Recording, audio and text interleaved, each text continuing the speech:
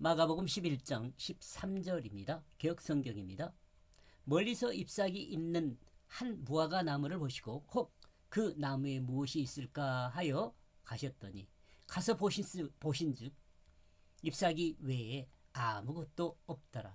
이는 무화과의 때가 아님이라. 제가 번역한 내용입니다. 그리고 그는 그 무화과 나무로부터 멀리 떨어져서 발견했다. 예수님께서는 그 무화과 나무로부터 멀리 떨어져 있는데도 그 무화과 나무를 발견했습니다. 예수님께서 무화과 나무를 발견한 이유는 두 가지로 생각해 볼 수 있습니다. 그 한 가지는 12절에서 언급한 시장함, 배고픔요 때문이며, 다음은 예수 그리스도께서 예루살렘에 입성했을 때 예루살렘 성전을 관리하는 제사장들의 허술한 반응에 대한 불편한 심경을 표현한 것이라 할 수 있습니다.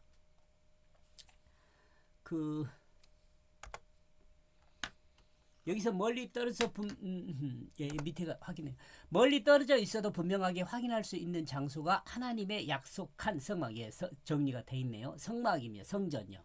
이 성전이라는 것은요, 멀리 떨어져 있어서도 거기가 하나님께서 약속한 장소라는 것을 다 알 수 있도록 한 그 장소에 성전을 건축하는 거거든요. 그러므로 이 내용으로 보아 무화과 나무는 마치 성전을 표현한 말일 수 있습니다. 아마 거의 분명하게 성전을 표현한 것입니다. 하나님의 백성은 성전을 통해 결실하게 됩니다. 곧 성전 제사와 율법을 통해 하나님 백성의 본 모습을 갖게 됩니다. 그러나 예수님은 유대인들에게서 성전과 율법을 통한 그 결실의 모습을 찾지 못했습니다. 우리는 여기서 무화과 나무 특징을 살펴보기로 하겠습니다. 미가서 4장 4절요. 각 사람이 자기 포도나무 아래와 자기 무화과 나무 아래 앉은 것이라. 그들을 두렵게 할 자가 없으리니 이는 만군의 여호와의 입이 이같이 말씀하셨음이라. 그러니까 포도나무나 무화과는 하나님 말씀을 생각나게 하는 나무예요. 스가랴서 3장 10절 만군의 여호와가 말하노다. 그날에 너희가 포도나무와 무화과 나무 아래 서로 초대하리라 하셨습니다. 그러니까 포도나무와 무화과 나무는 그 하나님의 다스림 안에 있는 그것을 생각해 볼 수 있게 하는 나무라는 거죠. 이와 같은 말씀을 근거로 보아 무화과 나무는 하나님께서 복을 주신 것에 대한 상징으로 생각할 수 있습니다. 이러므로 우리는 유대 근동에서 무화과 나무 역할에 대해서 생각할 수 있습니다. 무성한 무화과 잎과 열매를 제공하는 무화과 나무는 충분한 중동의 환경적 조건에서 하나님이 주신 복을 표현할 수 있는 조건이 될 수 있습니다. 그런데 예수님이 본 이 무화과 나무는 반쪽짜리 무화과 나무입니다. 무성한 잎이 따가운 햇살을 가려주며 쉴 수 있는 공간은 주지만 배고픈 사람의 배를 채워주지는 못합니다.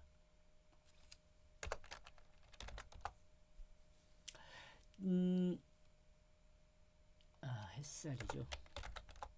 햇살.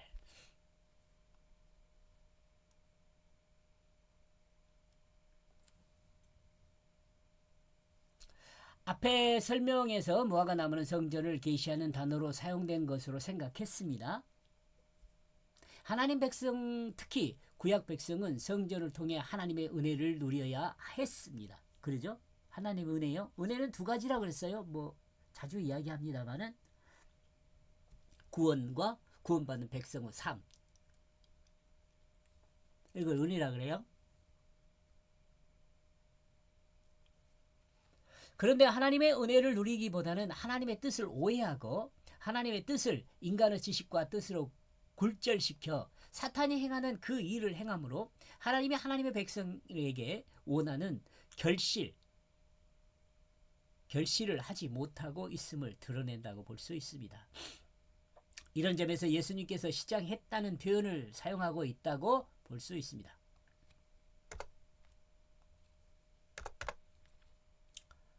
예수님께서 시장하다는 표현을 크게 두 가지의 상징적인 내용을 담고 있는데, 앞에서도 이거 설명한 거거든요. 한 가지는 무화과 나무가 감당해야 할 그 열매로 사람에게 먹을 것을 공급해야 하는 부분과, 다른 하나는 휴식과 육신의 배를 채움으로써 온전한 안식을 줘야 한다는 것을 전체적으로 아우르는 것이라고 볼 수 있어요. 그러나 예루살렘 성전에서 예수님은 이것을 찾을 수가 없습니다. 예루살렘 성으로 입성한 예수님은 도로변에 모인 사람들과 제자들만이 환영했을 뿐 제사장이나 서기관들은 예수님에 대한 긍정적인 아무런 반응을 나타내지도 않았습니다. 그는 거기서 그 잎사귀를 붙잡고 있다. 예수님은 예루살렘 성에 입성하셔서 성전의 모든 부분을 살펴보셨습니다. 그리고 아무 판단 없이 예루살렘 성을 빠져나왔습니다. 무성한 잎사귀를 통해 예루살렘 성전을 표현하고 있다고 봅니다. 헤로스 화려한 건축술로 세 번째 건축한 예루살렘 성전은 이제 시대의 변화를 통해 역할이 다 된 것을 날이 저물었다는 표현을 통해 표현하시면서 마지막 열매 없는 잎사귀만을 붙잡고 있다는 표현을 통해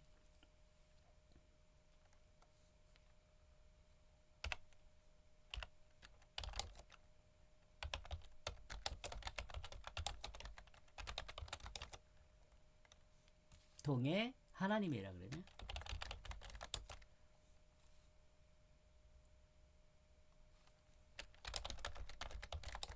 구속사의 시작을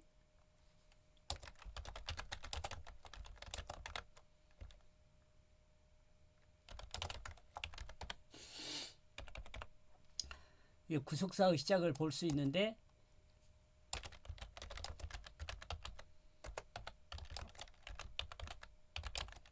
이를 나타내는 단어는 뭐예요?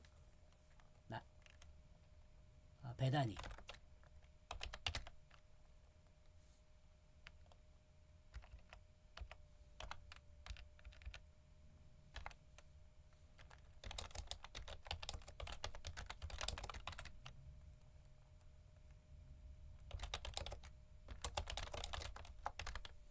이 베다니라고 할 수 있습니다.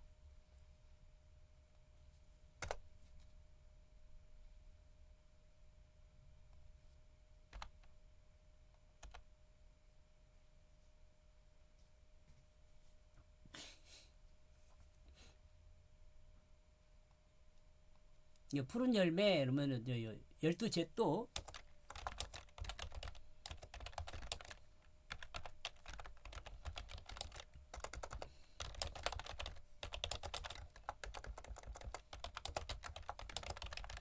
열두 제자를 생각할 수 있게 합니다. 앞에서 설명한 내용들이 참고가 될 겁니다. 예수님의 모습에서 알 수 있듯이 예수님은 성전으로서의 예루살렘 성전을 마지막으로 방문하시는 모습을 표현하고 있다고 봅니다. 또한 붙잡고 있는 표현을 통해서 주님의 안타까워하는 모습을 읽을 수 있습니다. 예루살렘 성전을 사랑하시는 하나님의 사랑과 자기 백성이 돌아와야 하는데 돌이킬 생각 없이 열매도 없이 무성한 잎만을 자랑하고 있는 안타까운 그 모습을 주님은 붙잡고 있습니다. 또 고민하고 있죠. 이 고민하다는 말은요, 베단이라는 말에서 생각해 볼 수 있어요. 번뇌의 집이요. 그 나무 안에 관찰하여 어떤 것을 발견할 수 있을까 하여 주님은 성전의 모든 부분을 둘러보셨다고 하셨습니다. 역시 주님은 무화과 나무 잎을 붙잡고 이리저리 둘러보셨습니다. 이는 어떤 것을 발견할 수 있을지도 모른다는 이유에서입니다. 무화과 나무는 중동에서 4계절 모두 열매를 기대할 수 있다고 합니다. 그러므로 예수님께서는 무화과 나무에서 열매를 기대하고 있었다고 볼 수 있습니다. 그러므로 성경은 이 부분에서 어떤 것을 발견할 수 있을까라는 표현은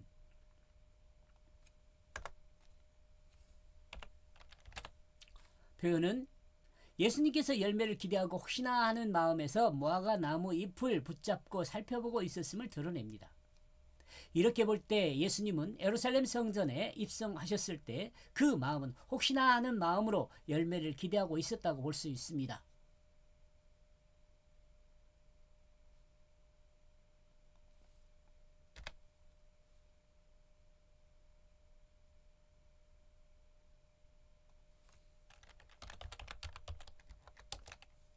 성전에서의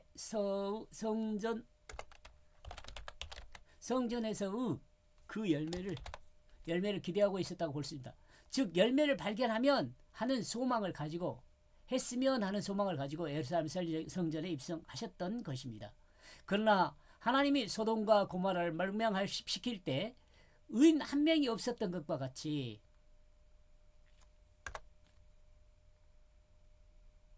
예루살렘 성에서도 결실한 열매가 없었다는 그것을 표현하고 있습니다. 그리하여 그가 관찰하여 보고 그 잎사귀 외에 아무것도 아니어서 그는 그 자체의 곁을 떠났습니다. 주님은 아주 면밀하게 예루살렘 성전의 모든 것을 살폈습니다. 그러나 결과는 아무것도 발견하지 못했습니다. 이 말은 엄청난 내용일 수 있습니다. 이는 성전을 통해 결실한 그 어떤 것, 아무것도 없다는 표현이 됩니다. 그러므로 주님은 성전을 통한 구원을 어쩌면 부정하고 있는지도 모릅니다. 왜냐하면 예수님은 그 곁을 떠났다고 표현하고 있기 때문에 그렇습니다.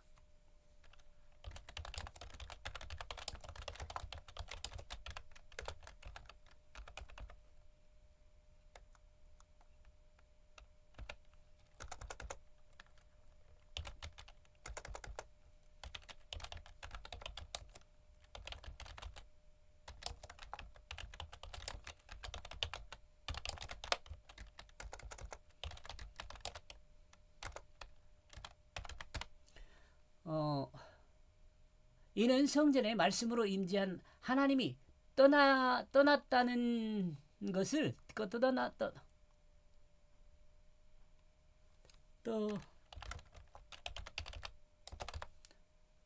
떠났다는 그것을 드러냅니다.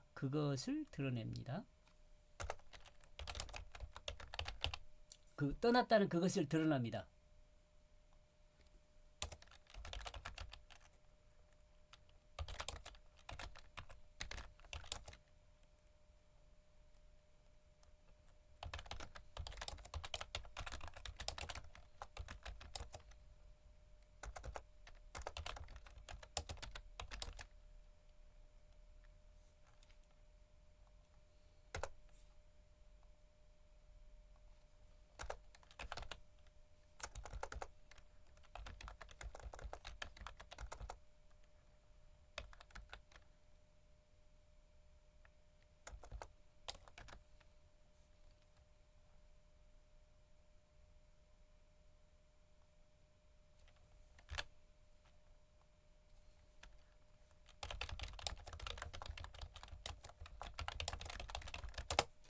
성전 법궤에 모세의 율법 10계명이죠. 이때는 10계명.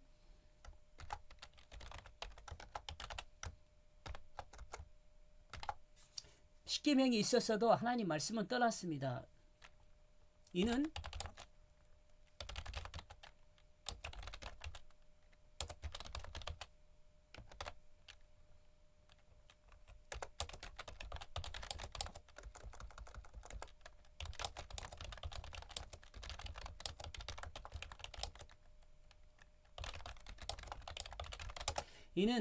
하나님 백성 이스라엘의 그 마음에 하나님 말씀이 없기 때문입니다.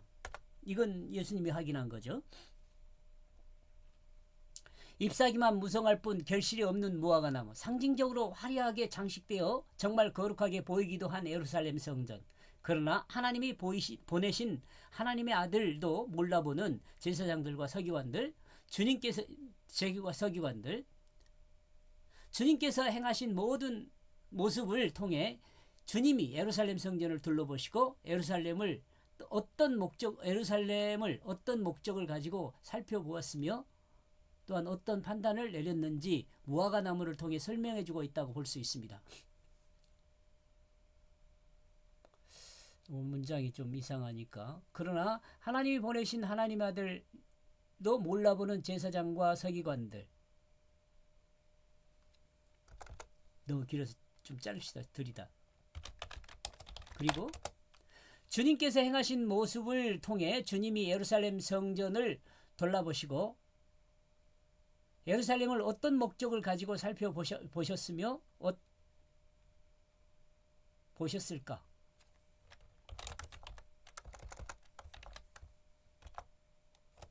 또 어떤 판단을 내렸는지, 그리고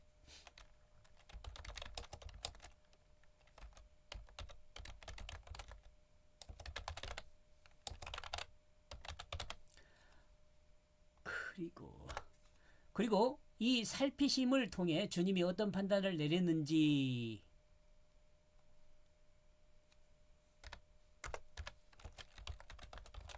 그것을 무화과나무를 통해 설명하고 있다고 볼 수 있습니다.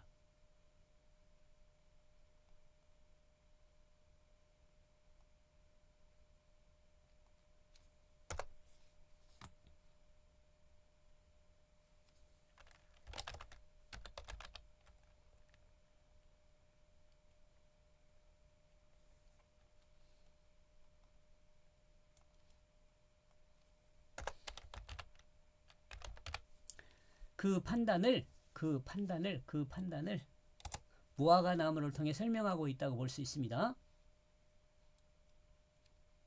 그러므로 1절을 12절에서 14절을 통해 예수님이 설명한다는 것으로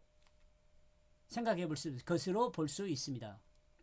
왜냐하면 그 무화과나무 열매가 익을 때가 아니기 때문이다. 무화과나무 때는 어릴 때를 이야기하는가? 하는 것일까요? 익은 무화과를 기대할 수 있을 때는 언제일까?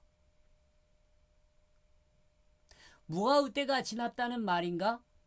아니면 아직 그 무화과의 때가 오지 않았다는 말인가? 아직은 알 수 없습니다. 이 점을 생각하면서 무화과의 때에 대해서 생각해 봐야 할 것입니다. 예루살렘 성전을 통해 자기 백성을 구원할 수 없다는 것을 예수님은 알 수 있었습니다. 판단했죠.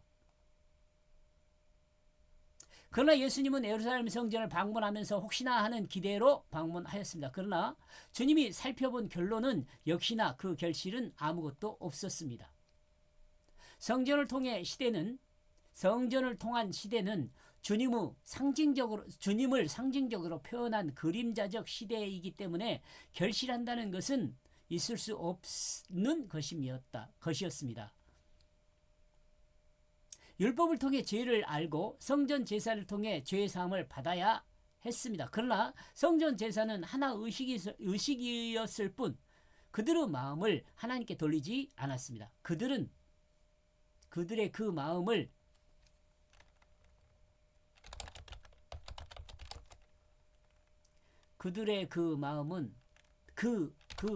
마음을 하나님께 돌리지 않았습니다. 이 설명이 앞의 내용과 약간의 충돌을 일으키지만 전혀 그렇지 않을 수 있습니다. 즉 예수님이 예루살렘 성전에 입성하셨을 때 예수님은 하나님의 아들을 알아보는 결실한 사람이 있을 수 있다는 생각을 했을 수 있습니다. 왜냐하면 구약을 통해 주님의 소개가 잘 표현되어 있었고 또 성전 안에 있는 사람들은 성경을 통해 메시아 연구와 또 믿음으로 기다림이 있었을 수 있기 때문에 그렇습니다. 여기서 무화과나무 열매가 익을 때가 아니라는 말은 무화과나무 열매가 익을 때가 있다는 것을 우리는 생각할 수 있습니다. 그리고 비록 열매가 익을 때는 아니다 하지만 그때가 완료 동사를 사용하고 있다는 점에서 열매의 때가 아직 미래로 남아있다는 그것으로 우리는 생각해 볼 수 있습니다.